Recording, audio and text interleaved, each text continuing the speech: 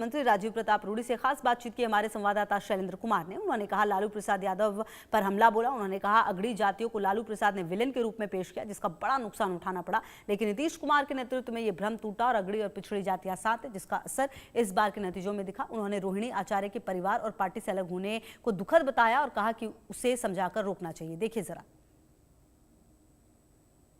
बिहार विधानसभा के रिजल्ट आ चुके हैं और एक तरह से कहें कि जो परिणाम आए हैं वो बिल्कुल ऐसे हैं कि एनडीए की बल्ले बल्ले हो गई है। हम बात करते हैं हमारे साथ पूर्व केंद्रीय मंत्री और छपरा सांसद राजीव प्रताप रूडी सर हैं। सर, बड़ा अभियान आपने चलाया था इस चुनाव के दौरान, हम लोगों ने देखा, क्या कहेंगे इतना बड़ा परिणाम आना?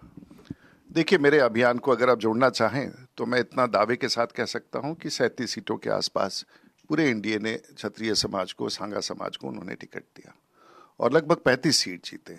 अगर हमें 50 सीट भी मिलता इस समाज को तो 50 सीट भी जीत जा सकते थे।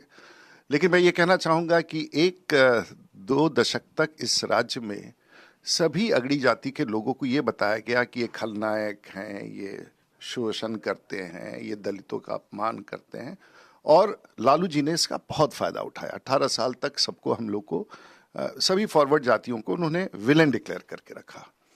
इसके बाद नीतीश कुमार आए, उन्होंने उस वोट को अपने साथ जोड़ा जो गरीबों का वोट था, एक बड़ी मान्यता स्थापित की और नीतीश जी के प्रति लोगों की आस्था थी और गरीबों की, महिलाओं की आस्था थी, वो भी बहुत बढ़िया था।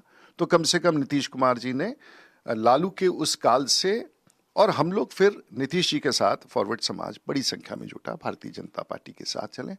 इस चुनाव में एक संवाद बहुत स्पेशल तौर पर गया है और वो संवाद गया है कि इस बार बिहार के गरीब समाज ने, पिछड़े दबे कुचलों ने फिर से एक बार महसूस किया कि फॉरवर्ड समाज बिहार में उनके साथी हैं, उनके दोस्त हैं, वो खलनायक की भूमिका नहीं है, उनके पीठ पर खड़े हैं।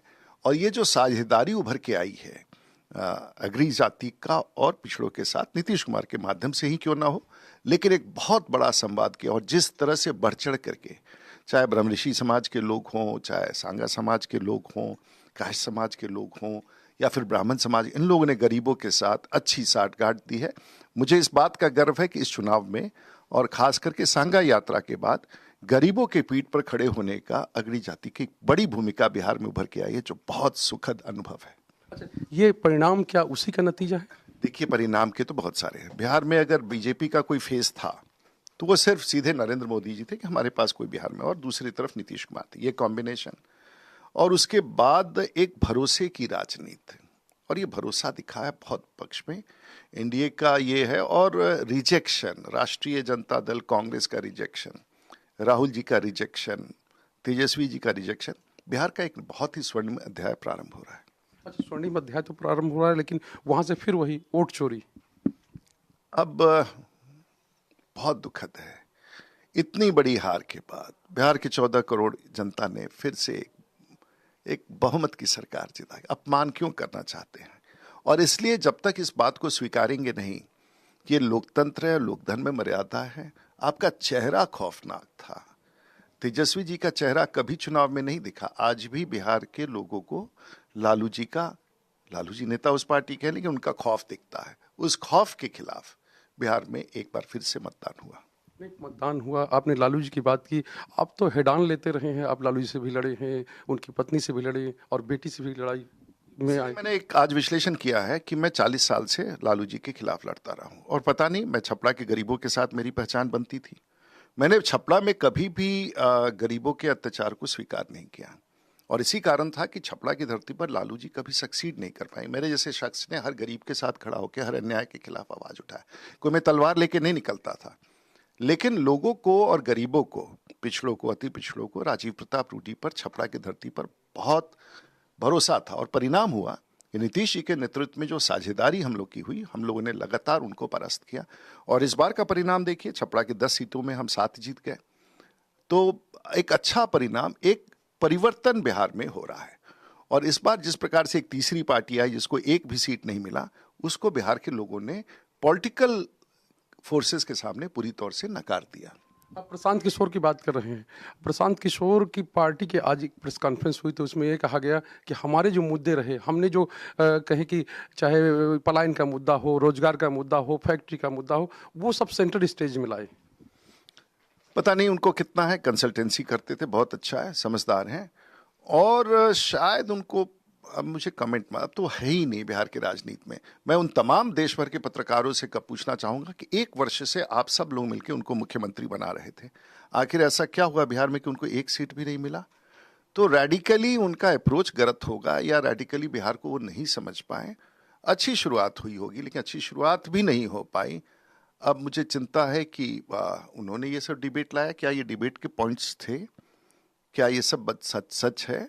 मुझे लगता है कि उनका इंटरप्रिटेशन गलत था, और बिहार के लोगों ने उनके इस हस्तक्षेप को नकार दिया, क्योंकि उनको लगा कि ये कहीं ना कहीं इस हस्तक्षेप से बिहार की बड़ी सरकार, एनडीए की सरकार और प्रधानमंत्री नरेंद्र मोदी और नीतीश कुमार के गठबंधन को चोट पहुंचाने, शायद इस बात को वो नहीं समझ पाए। अच्छा, नहीं समझ पाए। एक चीज कहें कि कुछ दावे या कुछ वादे तेजस्वी यादव ने भी किए थे और कहा था कि हम हर घर में नौकरी दे देंगे। क्या लगता है कि कहीं फेलेवर टाइप का लगा हो गया उनका? देखिए, कोई अपील ही नहीं था, मतलब पता नहीं, सब लोग नौकरी, ये विश्वास, पॉलिटिक्स विश्वास की चीज है।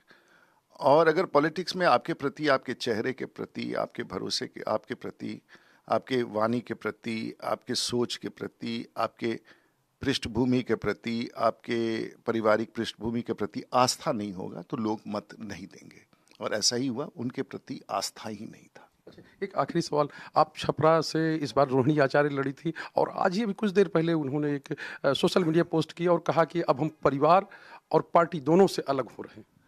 मैं कुछ दिन से देख रहा हूँ, छोटी बच्ची है, गुस्से में है, उनके परिवार का ये संकट है, और वो तो अभी बहुत बुरे स्थिति में है। मुझे लगता है कि ऐसी स्थिति में बच्चे को संभालना चाहिए, उसको समझाना चाहिए। राजनीति बहुत लंबी यात्रा है, जो कुछ भी वहाँ किसी का भी पहचान है। रोहिणी ने अच्छा प्रयास किया मेरे खिलाफ चुनाव में, बहुत अच्छा परिश्रम भी किया।